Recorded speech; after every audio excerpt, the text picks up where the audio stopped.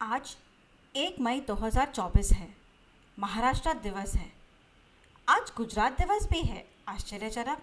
अरे हाँ, वे इस दिन दो अलग अलग राज्यों में विभाजित हुए थे। 1 मई 1960 को वे अलग हुए थे, यानी ठीक 64 साल पहले 1 मई को। आप सभी जानते हैं कि 1947 में भारत को आज़ादी मिलने तक अंग्रेज़ों ने भारत पर शासन किया था।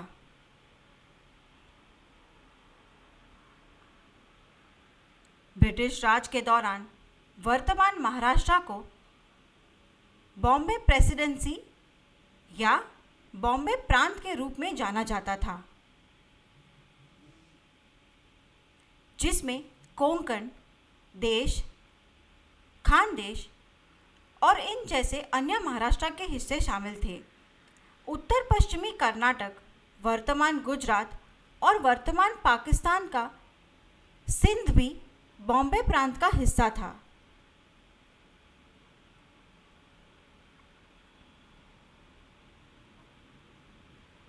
बाद में 1947 में भारत की आज़ादी के साथ विभाजन हुआ और सिंध पाकिस्तान का हिस्सा बन गया। बड़ौदा के राजा द्वारा भारत में विलय स्वीकार करने के बाद बड़ौदा रियासत को बॉम्बे प्रांत में जोड़ दिया गया। हालांकि इसमें वर्तमान का विदर्भ और दक्षिण महाराष्ट्र को शामिल नहीं किया गया था। नवगठित भारत सरकार को बॉम्बे प्रांत का प्रशासन करना कठिन लग रहा था। बाद में 1953 में राज्य पुनर्गठन आयोग की स्थापना की गई। इसका उद्देश्य भारतीय राज्यों को भाषा के आधार पर विभाजित और पुनर्गठित करना था।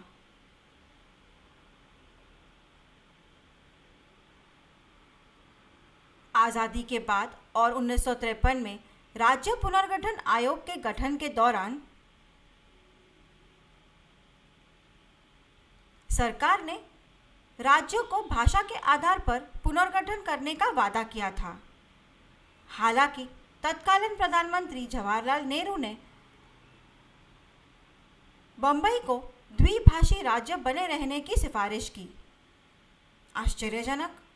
बम्बई राज्य को गुजराती और मराठी भाषी राज्य ही रहने देने की सिफारिश की गई। 1 नवंबर 1956 को बम्बई राज्य का और विस्तार किया गया। इसमें दक्षिण मध्य प्रदेश का विदर्भ क्षेत्र जैसे नागपुर, हैदराबाद राज्य का मराठवाड़ा क्षेत्र जैसे लातूर, परभनी, औरंगाबाद आदि स्थान शामिल थे, उन्हें भी जोड़ा गया। आश्चर्यजनक। संपूर्ण सौराष्ट्र क्षेत्र तथा कच्छ को बम्बई राज्य में जोड़ दिया गया। ना तो गुजरात की जनता और ना ही महाराष्ट्र की जनता इस प्रकार के राज्य पुनर्गठन से सहमत थी। आज़ादी से पहले ही गठित संयुक्त महाराष्ट्र परिषद के नेताओं ने अलग महाराष्ट्र राज्य की मांग की। सरकार ने बम्बई राज्य को महाद्विभाषी राज्य या ग्रेट बाइलिंगुअल स्टेट कहा। लोग सरकार के द्विभाषी राज्य के विचार से सहमत नहीं थे। सरकार को डर था कि एक भाषा के आधार पर राज्य बाद में एक अलग देश बनाने के लिए भारत से स्वतंत्रता की मांग कर सकते हैं। इसलिए वे बम्बई को द्विभाषी राज्य बनाए रखना चाहते थे। लोगों को आश्चर्य हुआ कि आंध्र प्रदेश, केरल और कर्नाटक को एक भाषा के रूप में कैसे विभाजित किया गया। ये समझ में आता है कि परभनी, औरंगाबाद और मराठवाड़ा के अन्य हिस्सों को बॉम्बे राज्य में शामिल किया गया था क्योंकि वे मराठी बोलते हैं। ऐसा ही मध्य प्रदेश के विदर्भ क्षेत्र को शामिल करने के साथ भी है क्योंकि वे भी मराठी बोलते हैं।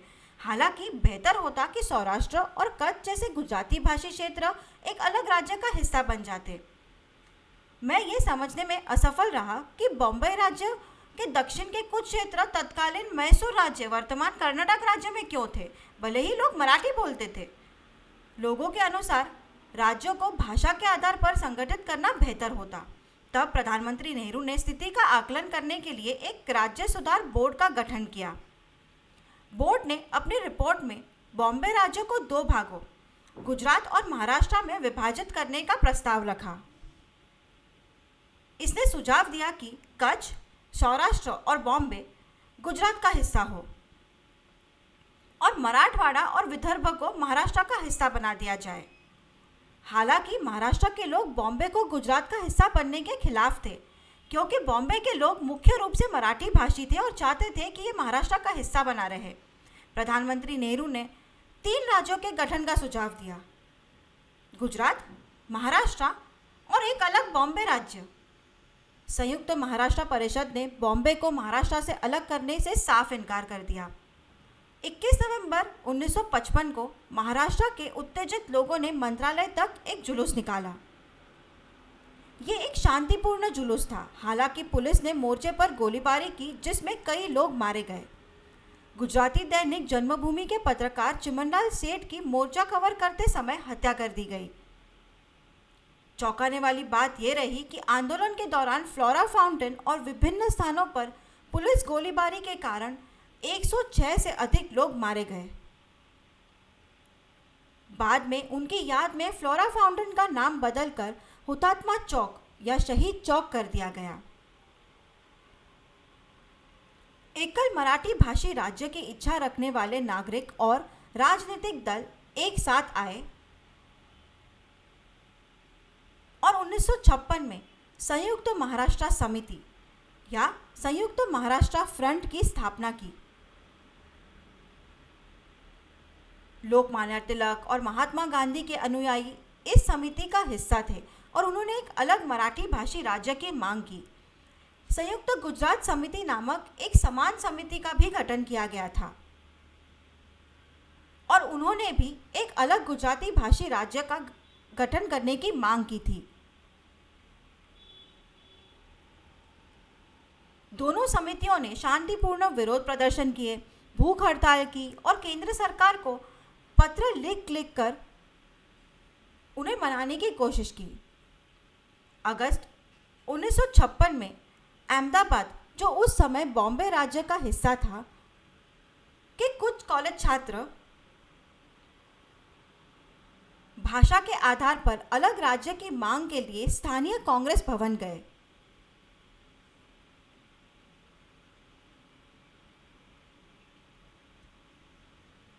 बॉम्बे राज्य के तत्कालीन मुख्यमंत्री मोरारजी देसाई ने उनकी बात नहीं मानी और पुलिस के हस्तक्षेप के कारण 5 से 8 छात्रों की मृत्यु हो गई। आश्चर्यजनक। इससे पूरे राज्य में बड़े पैमाने पर विरोध प्रदर्शन शुरू हो गया। बढ़ते विरोध ने मोरारजी देसाई को 1 सप्ताह के उपोषण पर जाने के लिए मजबूर कर दिया, लेकिन लोग उनका समर्थन करने के लिए नहीं आए और स्वयं लगाए गए जनता कर्फ्यू के बाद घर पर ही रहे। इस कर्फ्यू की पुलिस ने कोई घोषणा नहीं की थी। कोई भी नागरिक मोरारजी देसाई का समर्थन नहीं करना चाहता था। संयुक्त महाराष्ट्र समिति ने 1957 के आम चुनावों में 133 में से 101 सीटें हासिल करके कांग्रेस को हरा दिया। इसमें बॉम्बे की 12 सीटें भी शामिल थी। कांग्रेस नेताओं ने तब अपना रुख बदला और राजधानी बॉम्बे को महाराष्ट्र से अलग करके एक अलग शहर राज्य बनाने का प्रस्ताव दिया, लेकिन समिति को ये अस्वीकार्य था, क्योंकि बॉम्बे भारत की आर्थिक राजधानी थी और बॉम्बे के नागरिक मराठी भाषी थे। केंद्र सरकार अंततः सहमत हो गई और राज्य पुनर्गठन अधिनियम 1956 को बॉम्बे पुनर्गठन अधिनियम 1960 के साथ संशोधित कर दिया।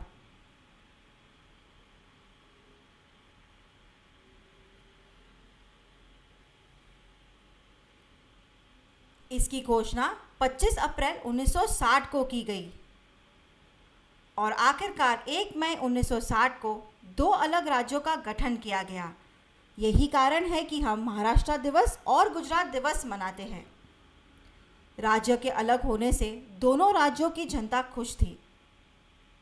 बाला साहेब ठाकरे के पिता केशव सीताराम ठाकरे संयुक्त महाराष्ट्र समिति के प्रमुख नेताओं में से एक थे। जिन्होंने भाषा के आधार पर दो अलग-अलग राज्यों के लिए लड़ाई लड़ी थी। दिलचस्प। हमें कमेंट्स में बताइए कि आप किस अन्य भारतीय राज्य के गठन के बारे में जानने में रुचि रखते हैं। हम वीडियो बनाएंगे और आपसे शेयर करेंगे।